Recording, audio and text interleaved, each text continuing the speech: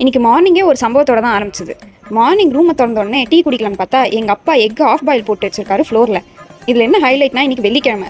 எங்கள் அம்மா வரத்துக்குள்ள சொரண்டி எடுத்து தொடச்சி பெனாயில் போட்டு மாப்பு போட்டு இருந்த தடையமே எல்லாம் பண்ணிட்டாரு. ஆனால் என்ன பிரயோஜனம்? என் அம்மா வந்த உடனே எங்கே நானும் என் தங்கச்சியும் சொல்கிற போகிறோன்னு அவரே முந்திட்டு அவர் வாயில் சொல்லிட்டாரு. சோகம் என்னன்னா முகேஷை எங்களால் காப்பாற்ற முடியல. ½ அன் ஹவராக எங்கள் அப்பாவுக்கு லெக்சர். இவங்க பேசுகிறத பார்த்து என் தோசையே நான் தீச்சிட்டேன். தோசை சாப்பிட்டு முடிச்சோடனே எங்கள் அப்பா மோர் போட சொன்னார். நானும் சரி ஆசைப்பட்டு கேட்குறாருன்னு மசாலா மோர் போட்டேன். அவுட்கம் எப்படி இருந்துச்சுன்னா, உங்களுக்கு பிடிக்காதவங்க யாராச்சும் இருந்தால் ஒரே ஒரு டம்ளர், மேட்டர் க்ளோஸ். நான் நல்லா தான் பண்ணேன், அது ஏன் அப்படி வந்துச்சுன்னு தெரியல. லஞ்சுக்காச்சும் நல்லா சாப்பிட்லான்னு நினச்சா எங்கள் அம்மா நேற்று ஈவினிங் பண்ண ஸ்நாக்ஸ் ராஜ்மா வியாபாரம் ஆகாதனால இன்னைக்கு காயில் அதை போட்டாங்க. லஞ்சும் ஏதோ சாப்பிட்டு எழுந்திரிச்சிட்டேன்.